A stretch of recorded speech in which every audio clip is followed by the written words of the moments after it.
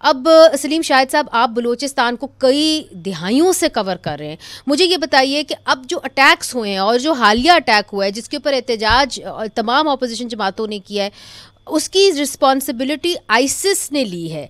यानी अख्तर मेंगल के ऊपर जो अटैक हुआ उसकी रिस्पॉन्सिबिलिटी आईसिस ने ली। तो आईसिस का क्या वजूद है बलूचिस्तान के अंदर? देखें, बिल्कुल मैं ये समझता हूँ कि एज ऑर्गेनाइजेशन नहीं, लेकिन उसके लोग मौजूद जरूर हैं। इसलिए कि जो पहले भी कई इस तरह के वाकयात हो चुके हैं, सुसाइड अटैक हो चुके हैं, जिसको उन्होंने कबूल किया है, उन्होंने उसकी रिस्पॉन्सिबिलिटी कबूल की है। और उसके ये जो आपका हमारा मस्तूंग है, ये हमारा जो इलाका है, इसके साथ यहाँ से जो जब इनका मार्च में जब इनका वहाँ पे वो था, धरना दिया था इन्होंने लखपास के पास, उस वक्त भी एक अटेम्प्ट किया गया और वहाँ पर भी एक सुसाइडर आया और उसको जब स्पॉट कर लिया गया, उसके पीछे जब गए लोग तो उसने अपने आप को उड़ा लिया, वो गिर गया और उसके बाद वो उड़ा लिया।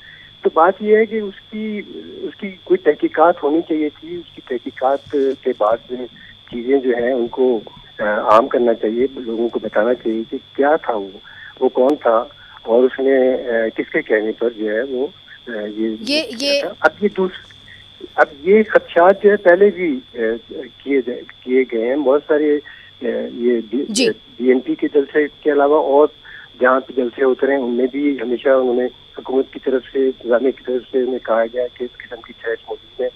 और अब हुकूमत का ये कहना था कि जनाब इन्हें भी हमने बताया था कि ये थ्रेट मौजूद है।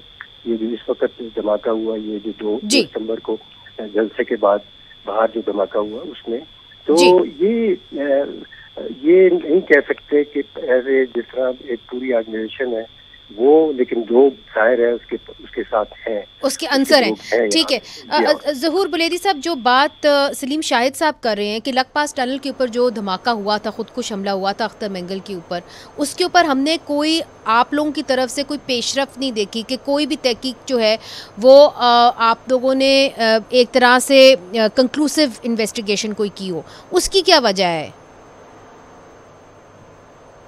देखें, सरदार साहब पे जो 2 हमले हुए हैं वो इंतहाई जो है अंदोखनाक और काबिल मज़म्मत वाक़यात थे। इस पर जो है हुकूमत ने उनके साथ जो है इज़हार यकजहती भी किया। मैं ख़ुद सरदार साहब के पास गया था, उनके जो है ताज़ियत भी की, उनके जो है।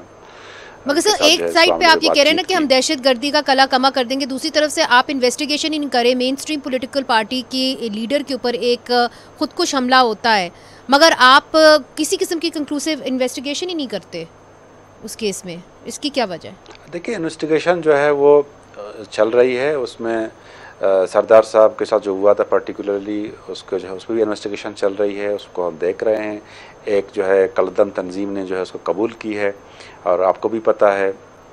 तो सरदार साहब को पहले भी इंटीमेट किया गया था कि जितने भी यहाँ पे हमारे पॉलिटिकल लीडर्स हैं उनको दहशतगर्दों की तरफ से थ्रेट्स हैं, और सरदार साहब ने इस बात को भी जो है उनका एतराफ़ किया है। और सीएम साहब ने भी कहा था कि मैंने अपोजिशन के साथ बातचीत की, उनको कहा है कि जी ये जो लीडर हजरात हैं ये अपनी सिक्योरिटी का जो है बेहतर बंदोबस्त कर लें और हम भी कोशिश करेंगे कि उनको सिक्योरिटी दें।